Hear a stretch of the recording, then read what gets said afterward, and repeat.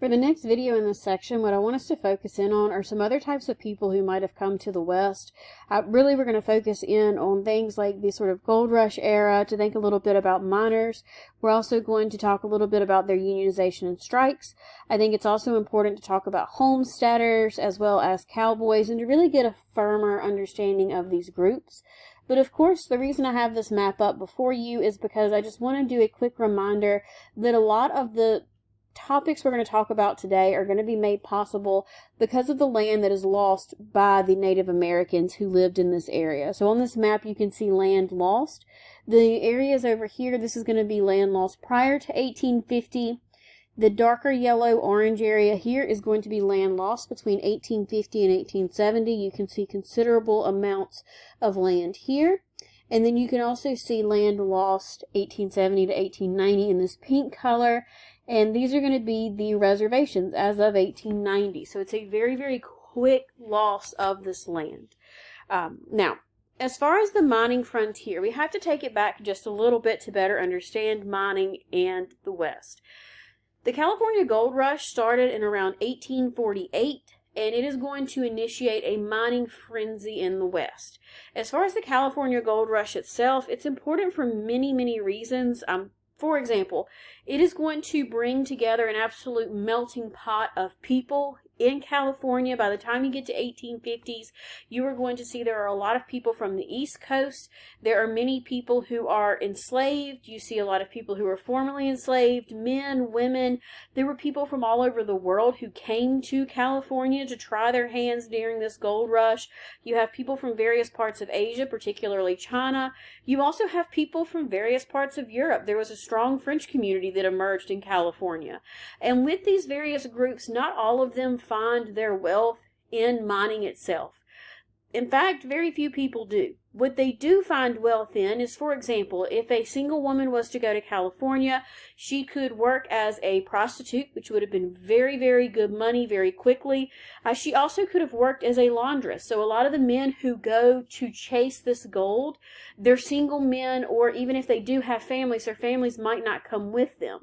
So when they go to California, they need someone to help with tasks that they might not be very well versed to do at this point in American history, like taking care of their clothing. A lot of the French immigrants who come in, they are going to open up bakeries. They sell bread. They sell different types of foods.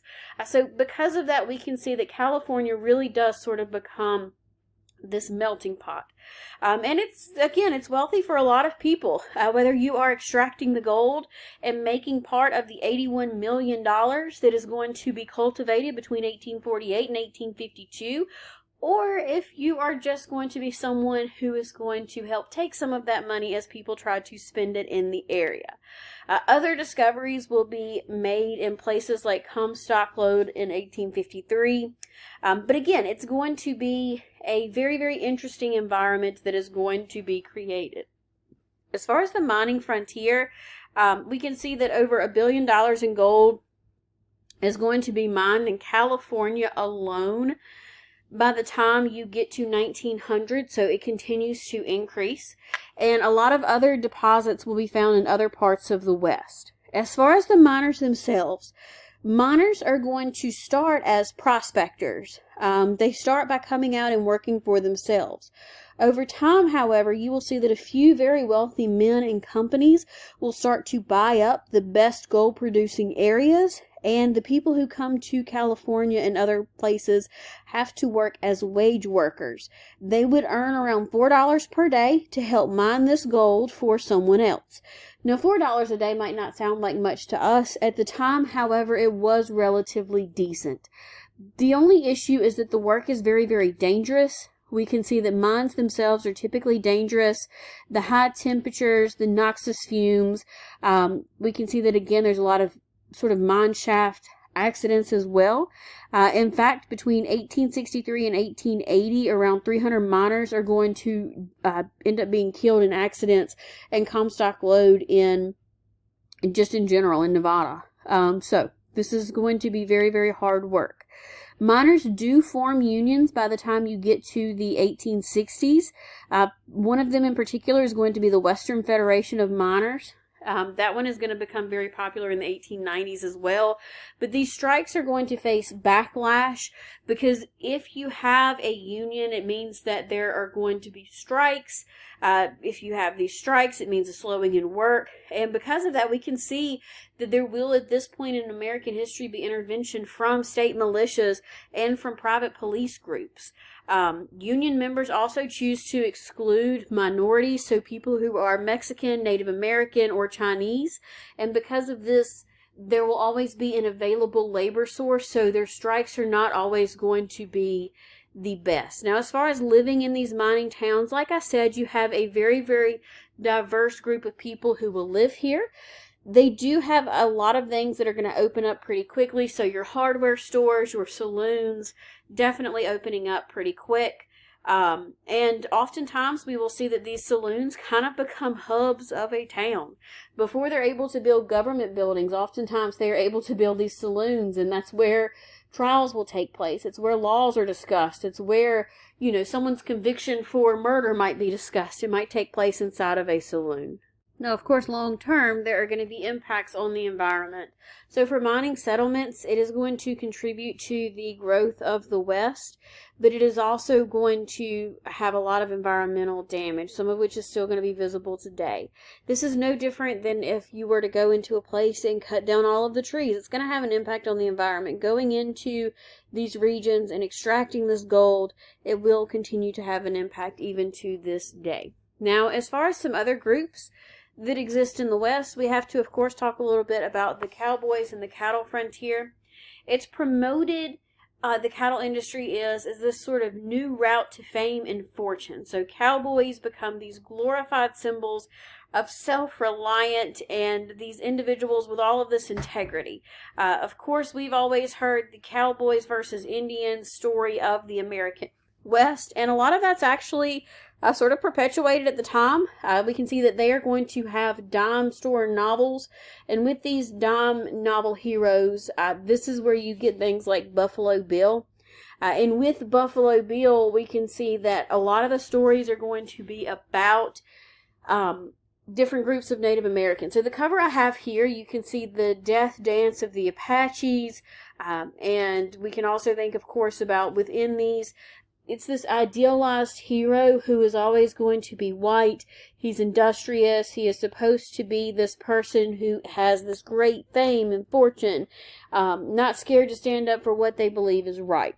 Of course, it also will oftentimes have Native Americans as sort of the bad guys of the situation. A lot of issues with like the whole damsels in distress that they're going in to save. But these become extremely popular. In fact, there are a lot of men who decide to go to the West to work in the cattle industry as these ranchers because of these dime novels. Boy, oh boy, would they have been disappointed when they actually made their way to the West and they find out how absolutely boring this actual lifestyle really is. So to give you a little bit more background on who these cowboys actually are, we can see they have a very diverse workforce. Many are going to be of Mexican descent, many are African Americans. They have faced some discrimination, but they do find relative freedom working as cowboys. You also see a lot of poor whites who are coming particularly from different parts of the Northeast who are looking for a better life. Now, with this, of course, they are not going to be paid very well, regardless. The cowboys earned very modest wages, about $30 per month, and they live in very, very harsh sort of conditions and a very monotonous life. Large ranchers benefit the most from these cowboys, whereas the cowboys themselves would have had to contend with cattle thieves, harsh weather, and diseases spreading among the cattle during these drives. There was also some issues with racial discrimination that did persist, so Mexicans as well as African American cowboys were often paid less, and they were often assigned the hardest work. But what is interesting is that you do see a lot of cooperation from the cowboys, because when they go out onto these large ranges, they are away from the rest of civilization and society for many, many days, weeks, and even months at a time. The last group I want us to look at are going to be the homesteaders. So as far as homesteading in the Great Plains, it was a great opportunity for a lot of different types of people. So to tell you a little bit more, you have the Homestead Act, and this is going to be an act that the federal government passes, and it is going to give 160 acres of land for a $10 fee, and it requires settlers to live on and improve that land for 5 years. It's very, very attractive to European settlers, particularly those that came from areas where they might have already been farming, and they would have lived a life of somewhat solitude away from other people. They're maybe not as used to the hustle and bustle of a big city. This might be very appealing to them. However, we can see that there are a lot of issues with the act itself. For example, only 1 in 9 acres actually go to these pioneers. Instead, a lot of the acreage is going to go to large firms who are going to be filing these false claims in order to gain more land. We can see that railroads and state governments will also end up taking a lot of the land for themselves. The other issue is, of course, this land is not the most suitable to agriculture. This is going to be a similar area. We can see a lot of homesteaders, their descendants are going to be part of different things like the Dust Bowl later on. This is not the land that you want to necessarily be farming on. In fact, one thing that actually happens is that when they first start to grow in this area and settlers start coming in because of the Homestead Act, there's this really interesting point in time for the area where there's actually enough rain, the temperature, the climate, everything's pretty nice, it's pretty mild. But then what happens is that it goes back to how it typically is, where it's much drier and much harder to cultivate. Because of this, you will see that 2 other acts are going to eventually be passed. You're going to have the Timber Culture Act.